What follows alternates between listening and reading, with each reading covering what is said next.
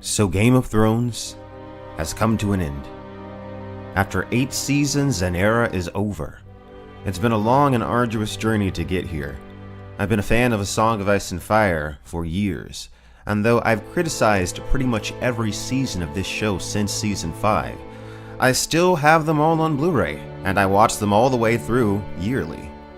Yes, there is a lot about the writing of the last season that I thought was wrong, and even borderline disrespectful to the audience and the source material. There still has never been a show attempting to portray the scope and scale of what Game of Thrones does, and for that, at least, this show deserves respect, and so do the countless talented people involved with this show throughout the years. That being said, I will criticize this episode, so if you're not interested in hearing critiques, this probably isn't the video for you. I will split this review into 3 sections: pros, cons, and final musings and rating. We'll start with the pros. As always, visual effects stunning. I really liked the way it looked when Drogon was behind Daenerys and his wings are out. It was a really cool shot. The Iron Throne being melted, really cool shot. I've always wanted to see the Iron Throne being destroyed. I've always thought it would be. I'm pretty sure this is a George R. R. Martin idea. It represents the beginning of a new era, a transition into a more democratic system, which is where I always thought the series was heading, even in the books. Also, I think Peter Dinklage gave a great performance in this episode. He pretty much stole the show for me. His reaction to the death of Jaime and Cersei was very powerful. It was one of the highlights, if not the highlight, of the episode. It was an emotional and powerful moment. Peter Dinklage nailed it yet again. Alright, it just kind of feels rushed, and I just really can't buy this new characterization of Daenerys as this hyper-delusional, tyrannical person who doesn't see why it's wrong to murder innocent women and children in the street with a dragon. Her answer to Jon Snow didn't even make sense. I don't even understand her internal reasoning, and that's what really bothers me about it. If Cersei is using the people as a weapon against you, go to the Red Keep and burn it down to the ground with Cersei in it. And the people inside of the Red Keep, well, I don't understand why the people on the street are a threat to you. The people on the street are not a weapon, they're not a threat. The people in the castle, that's Cersei's shield. That is Cersei's weapon. Take out that. So I'm struggling to understand Daenerys' internal reasoning. It just doesn't make sense to me. I mean, this whole concept of madness that everyone keeps spitting out around the internet is so tremendously vague, and it is not sufficient. It is not sufficient enough of an explanation here. For this to have been impactful, we would have had to sympathize with Daenerys, and we would have had to see and recognize the tragedy of her character, and we would have had to understand how she had gotten to this place. But I just felt like it all just came across so poorly, and it was just like she comes out and she's just like, now that I've taken Westeros, I want to take over the entire world and burn who knows how many people. Daenerys has always been so self-analytical. She has always been the one to look back and be like, am I becoming like my father?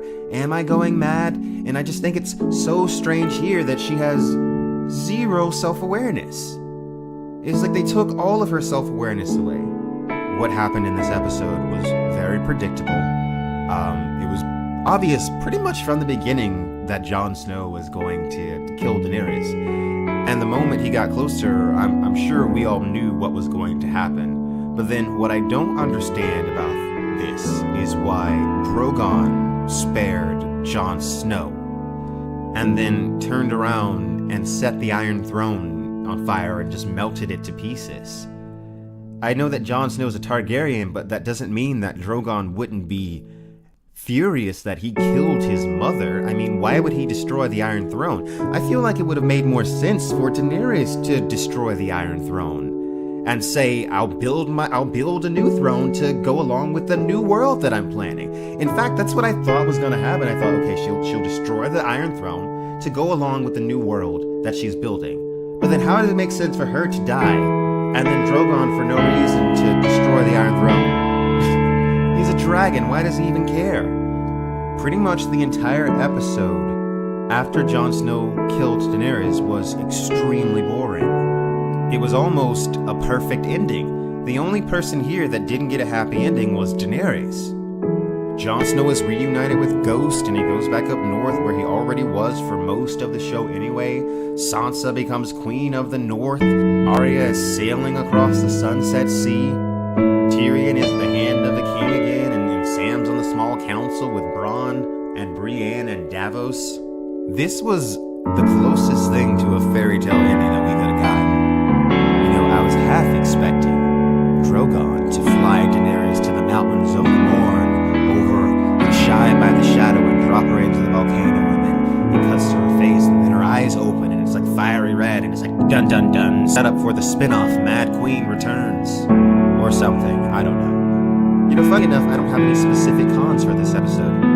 It was, like I said, pretty boring, pretty deflating, and it just left me with a feeling of emptiness as I watched it. When Bran said that he would find Drogon, he would see if he could find Drogon, I got a glimmer of hope. Maybe we get a final scene with Bran. There's a twist in him doing something nefarious, but nope, it's just left kind of ambiguous.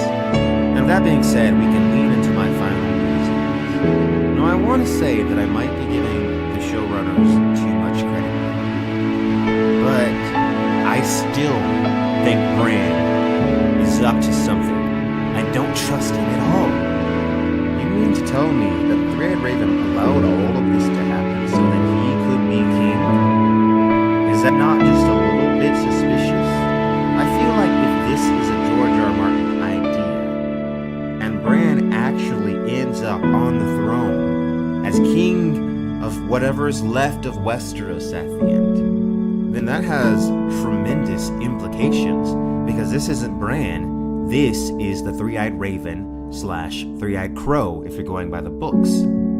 So, the way it's been explained, this is a consciousness that's been passed down from the Children of the Forest for who knows how long. So Bran's mind is full of like these ancient, long-dead Children of the Forest green seer spirits.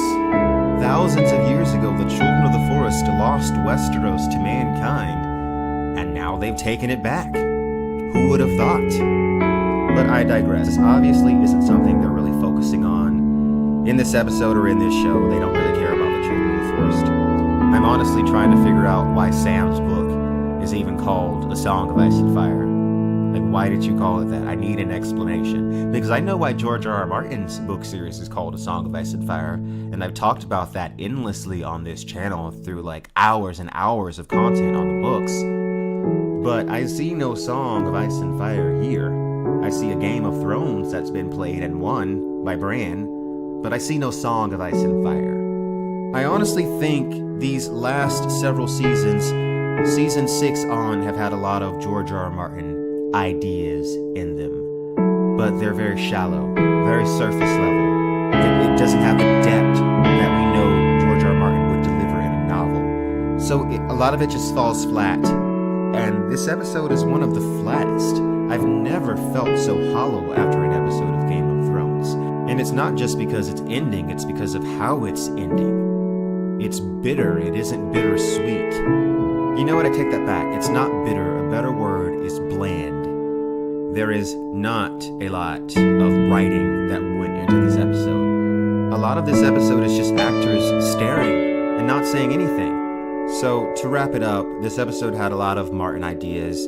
I've always said that the books were probably going to end with a shifting in kind of the political structure of Westeros. But yeah, most of these ideas have been executed rather poorly. I wish I had more interesting things to say about this episode, but if I'm being honest, it wasn't a very interesting episode. It was a very predictable episode.